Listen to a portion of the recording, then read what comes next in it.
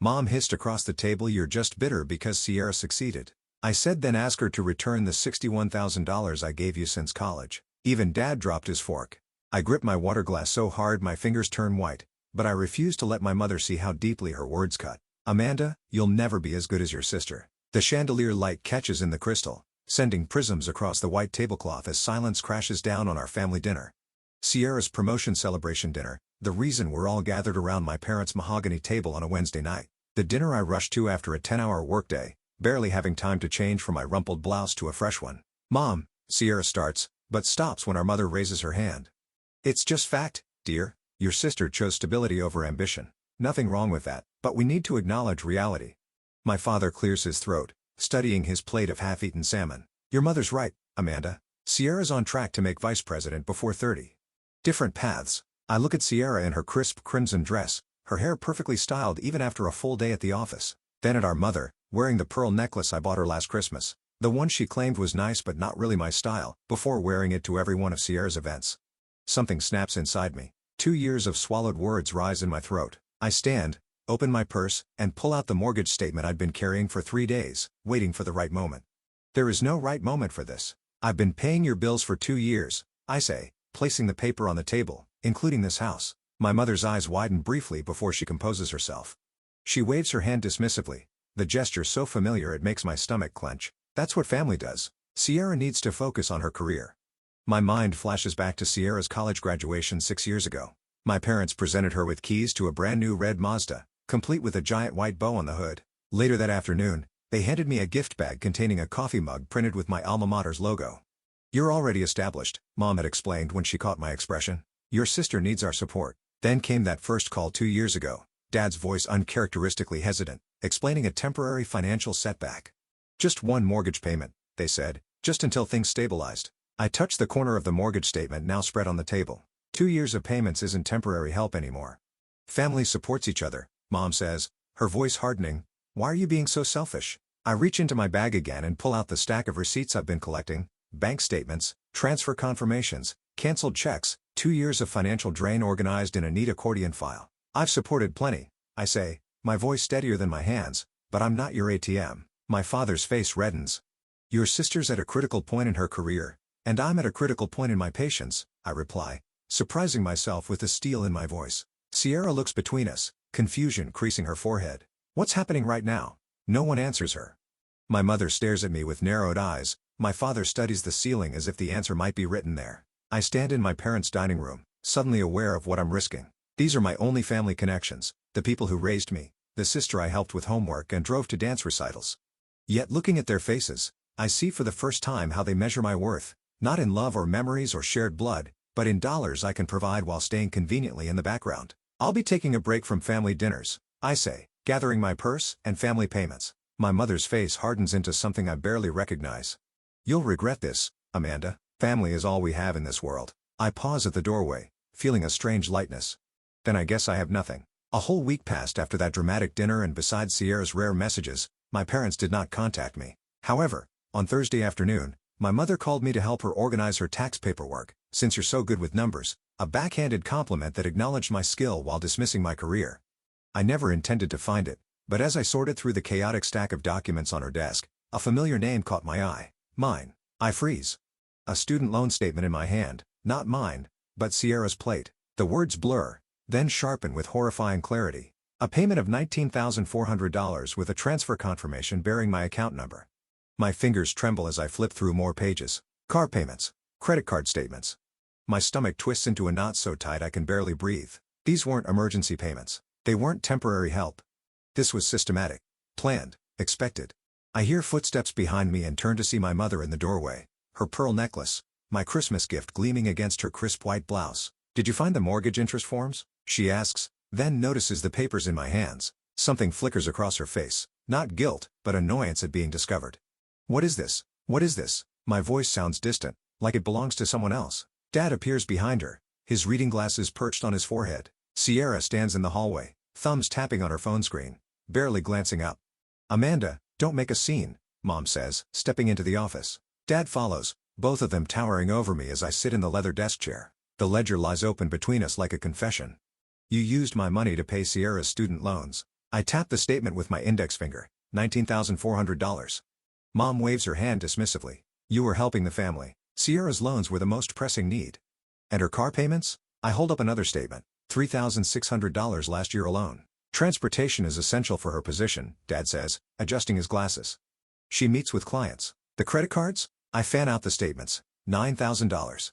$200 in designer clothes and restaurants. Professional appearance matters in marketing, Mom replies without hesitation. I look past them to Sierra, who finally pockets her phone with a shrug. I didn't ask for any of this. Mom said you were happy to help. The room suddenly feels too small. The walls closing in. 2 years of thinking I was helping with a temporary hardship, when all along I was funding Sierra's lifestyle. Sierra needs freedom to build her career, Dad says, his tone suggesting I should understand this obvious fact. You're stable. Stable. Like a workhorse. Reliable. Boring. The practical daughter whose purpose is to support the star. I push back from the desk, needing space. My own student loans are still not paid off. I've been putting every extra dollar toward yours. That's different, Mom says. Your career choice doesn't require the same presentation. The unspoken comparison hangs in the air. Software engineering versus marketing. Back office versus front-facing.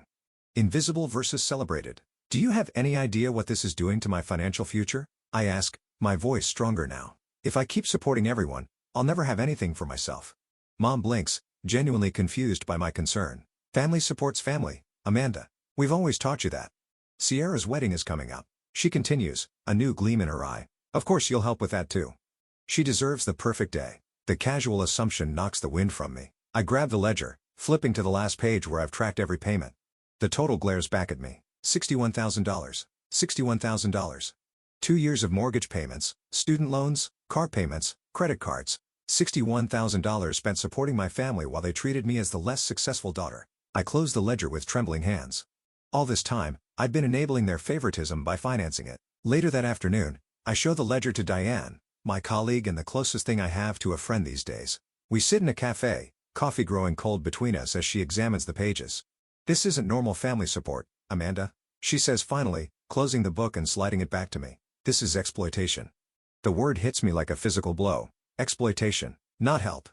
Not family duty, a deliberate taking advantage. As I drive home that night, ledger copies tucked in my bag, I wrestle with an impossible choice.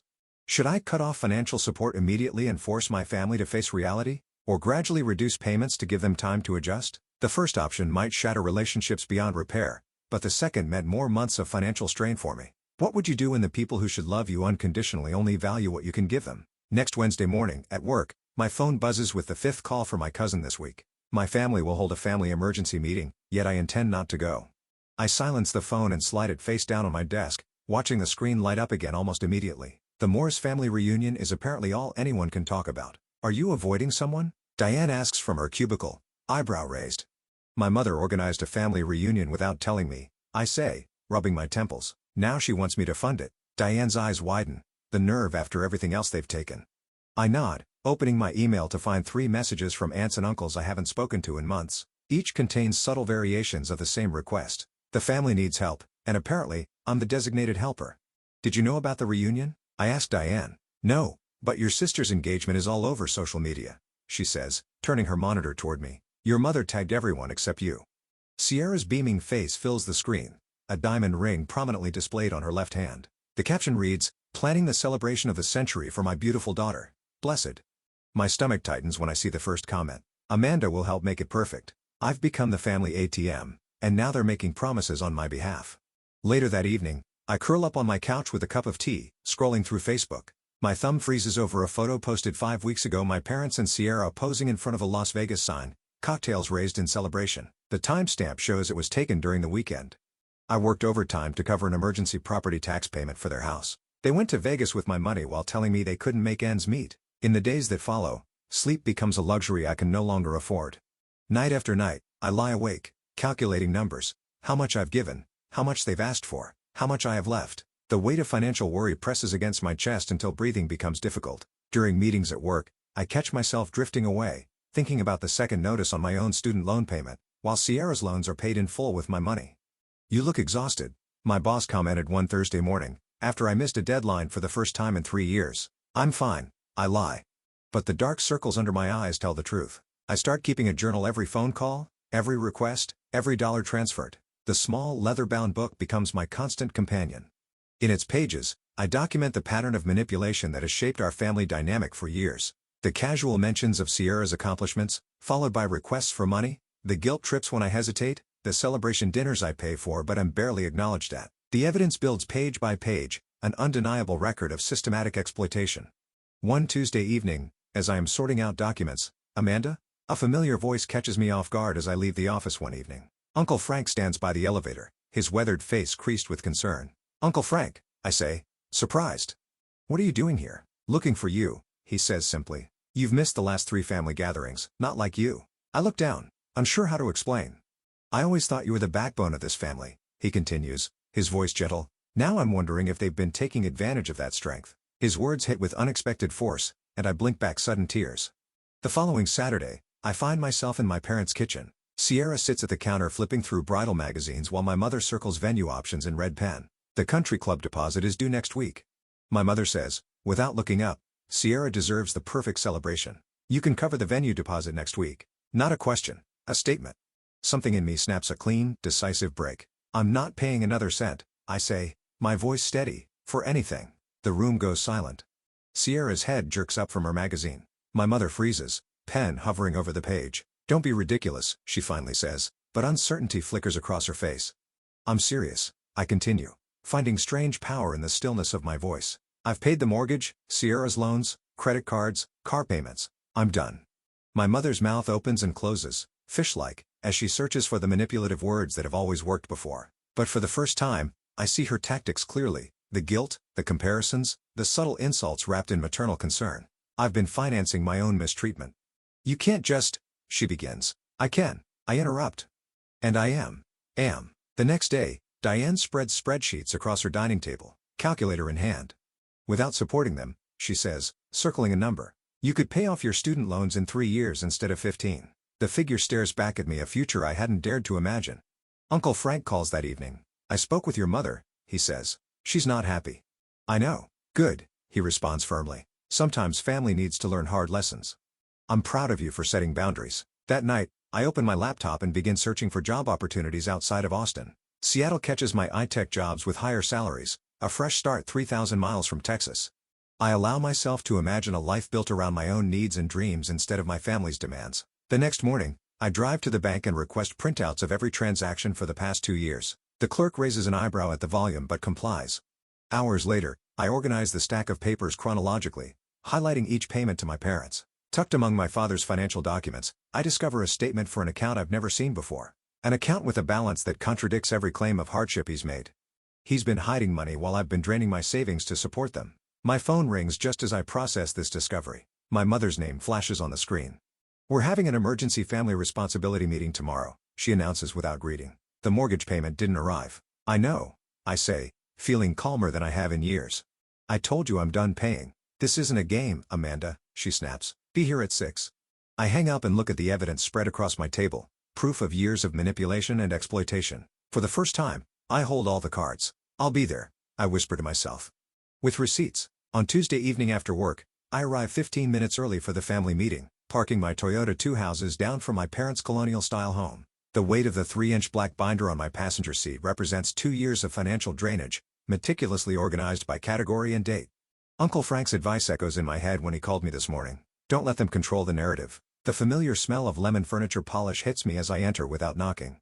In the dining room, my parents sit at opposite ends of the table like monarchs awaiting a subject. Sierra perches uncomfortably between them, scrolling through her phone. "You're early," Mom says, surprised briefly, crossing her face before she composes herself. I place the binder in the center of the table, the soft thud drawing everyone's attention. "I wanted to make sure we had enough time." Dad shifts in his chair. "Time for what exactly?" I open the binder to the first tab labeled Mortgage. The pages inside contain highlighted bank statements, transfer confirmations, and a running total. Time to go through everything I've paid for over the past 2 years. My voice sounds different, controlled, businesslike. "Let's start with the mortgage. 24 payments at $1,200 each. That's $28,800. Mom's eyebrows shoot up. "That can't possibly be right." I flip to the next section. Student loans. Sierra's, not mine, $19,400. Dad's face pales as he glances toward the binder. His fingers drum against the polished mahogany. Car payments for Sierra's Mazda, $3,600. I turn another page. And finally, credit card bills, mostly for clothing, restaurants, and Sierra's work trips, $9,200. Sierra's phone slips from her hand, clattering against the table. That's more than I make in 3 months. The grand total, I say, turning to the summary page with the figure highlighted in yellow, is $61,000. Mom's lips press into a thin line. You're exaggerating. Half those payments were gifts. You offered to help. I have proof for every dollar. I pull out a manila folder containing copies of every check, every transfer receipt. The stack lands with a satisfying thickness beside the binder. Would you like to go through them one by one? This is ridiculous, Dad mutters. But his eyes avoid mine. Sierra reaches for the folder, paging through the evidence with trembling fingers. Her usual confidence evaporates as she stops at a credit card statement, showing charges for her interview suits. I had no idea, she whispers. Mom said you were happy to help, Sierra continues, looking up with confusion, clouding her eyes. She said you wanted to contribute because you had extra money with your tech salary. Extra money? My laugh comes out harder than intended. I still have my own student loans to pay off. I've been putting off dental work because I couldn't afford it. There was never extra money. When Sierra asks me why I never told her how much I was contributing, I hesitate. Should I explain that our parents had sworn me to secrecy to protect her confidence, or was it better to let her discover their manipulation on her own? Before I can decide, the doorbell rings. Perfect timing. Mom rises, smoothing her cardigan. We're in the middle of something. That would be Uncle Frank, I say. I asked him to join us. Dad's head snaps up. Frank, why would you? Uncle Frank's voice booms from the entryway as he lets himself in. Hello, everyone. Hope I'm not late. My mother's face tightens as her brother settles into a chair beside me. He nods toward the binder. I see Amanda's showing you the numbers. You knew about this? Mom asks, betrayal in her voice. I suspected, Uncle Frank says, his normally jovial tone serious. Family helps each other in emergencies, not as a permanent arrangement. What you've been doing to Amanda isn't right, Elaine. The silence that follows feels like a physical presence in the room. My mother stares at her brother, then at me, realizing that her carefully constructed narrative is crumbling. I am no longer isolated. Sierra breaks the quiet. Jenna asked me yesterday why Amanda never comes to family events anymore. She seemed concerned, like she knew something was wrong. Your friends don't understand our family dynamics, Mom says dismissively. But uncertainty creeps into her voice. The Hendersons called last week, Uncle Frank adds. They wanted to know if there was any truth to the rumor that you two were having money troubles while spending on luxury items.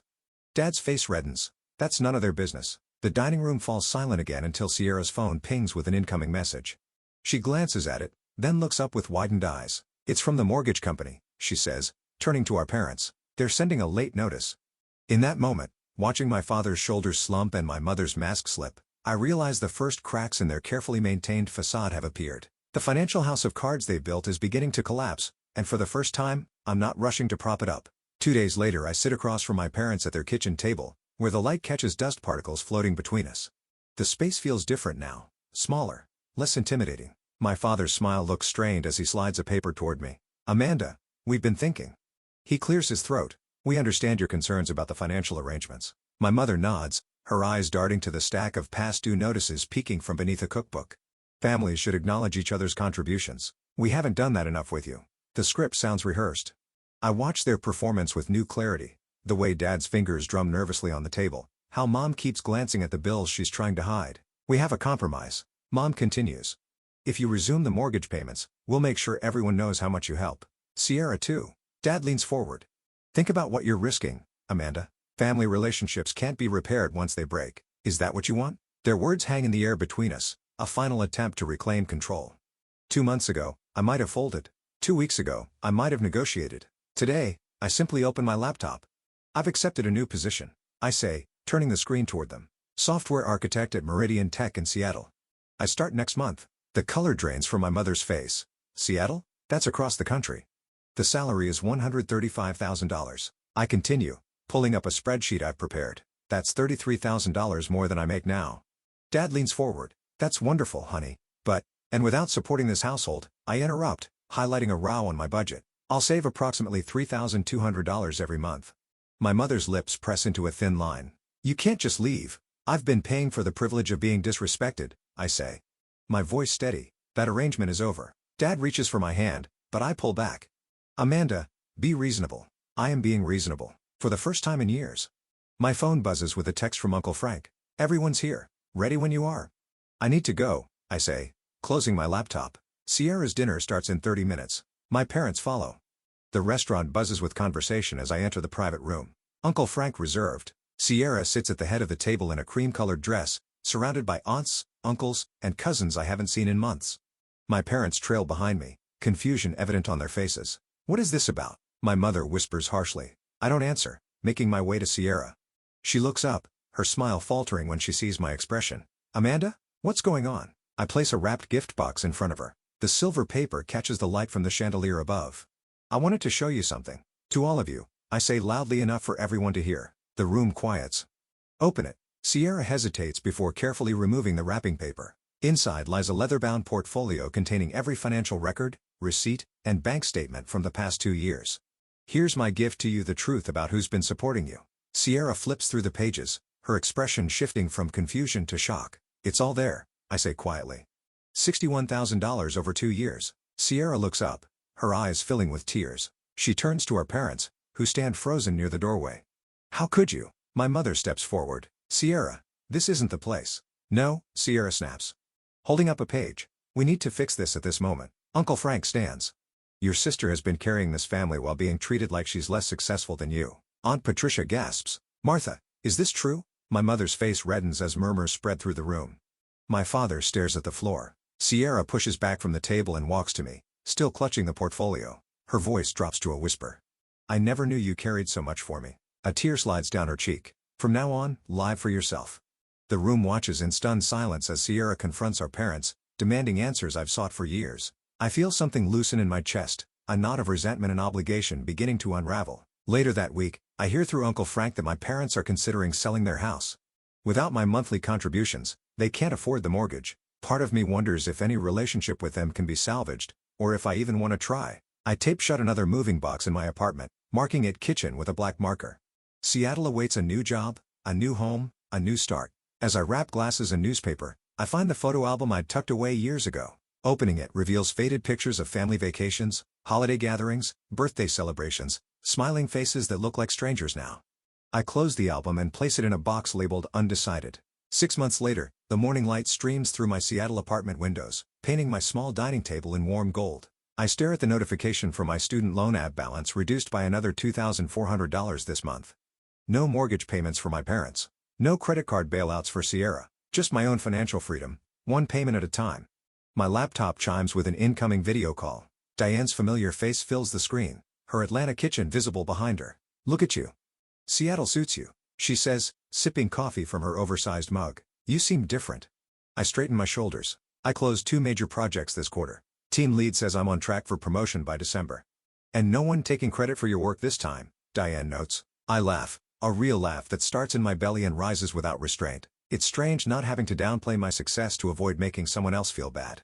Quote, what about that hiking group you mentioned? We're planning a weekend trip to Mount Rainier next month. I hesitate, then add, and I've been seeing someone. Nothing serious yet, but you're allowing the possibility. Diane's smile widens. That's the real victory.